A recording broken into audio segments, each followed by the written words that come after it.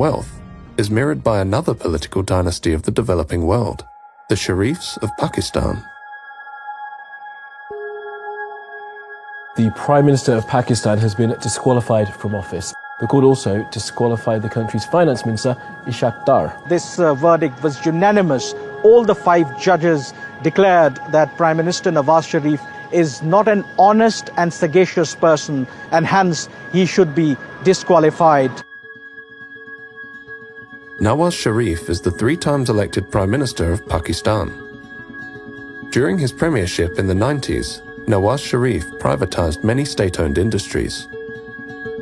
The privatization policies which were initiated by Mr. Nawaz Sharif during his stints as Prime Minister during the 90s, that is the start of corruption, where a lot of state holdings, they were portrayed as if they are making losses, and then they were handed out to different political backers of Nawaz Sharif, his friends and his business associates.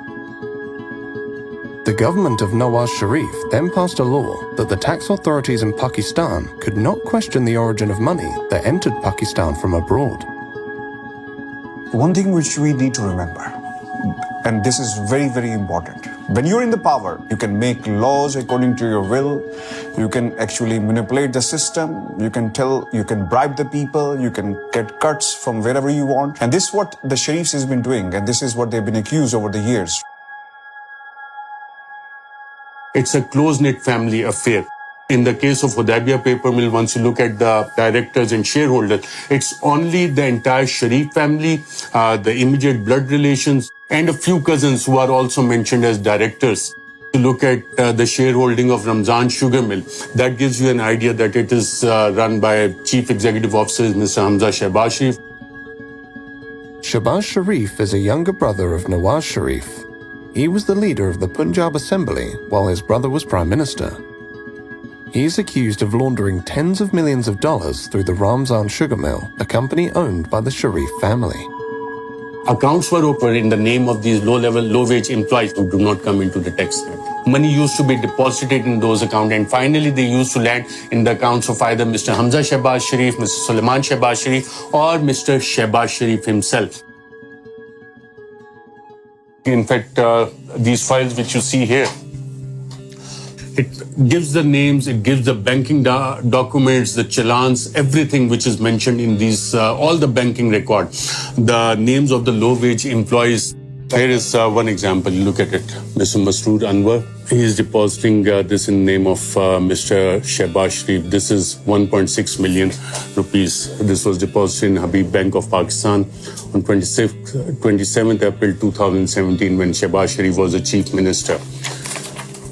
This is another deposit, 13th May 2016, in the name of Mia Muhammad Shehbaz Sharif, an amount of 6,52,451 rupees deposited in an account by Mr. Masroor Anwar.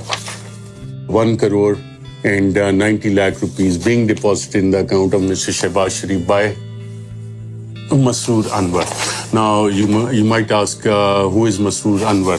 Masroor Anwar, according to this investigation by the Federal Investigation Agency, was a low-level employee of Sharif family.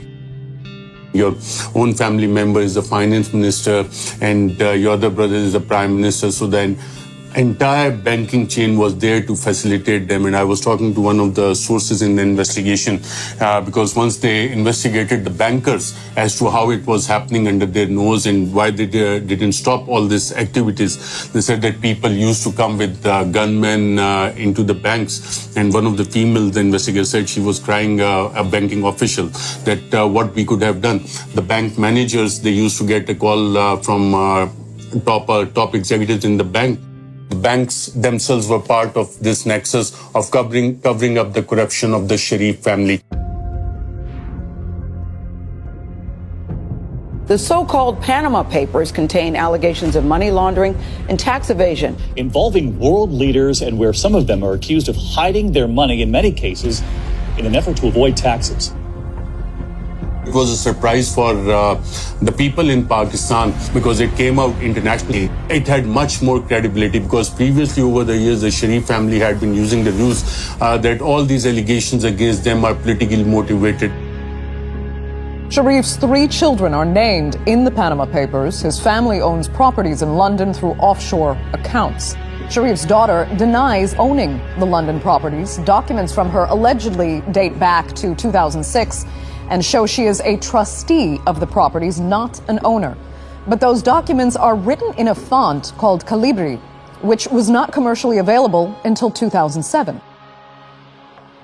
If you look at 1992 and 93, this is a very important time. Mariam assets grew 21 times. And there's no justification for that. In a single year, you are not a business owner. There's no business under your name, but 21 times your assets are going up. In 1992, Mariam Nawaz turned 19 years old. After the Panama Papers revelations, Pakistan's investigative agencies probed the financial affairs of the Sharif family.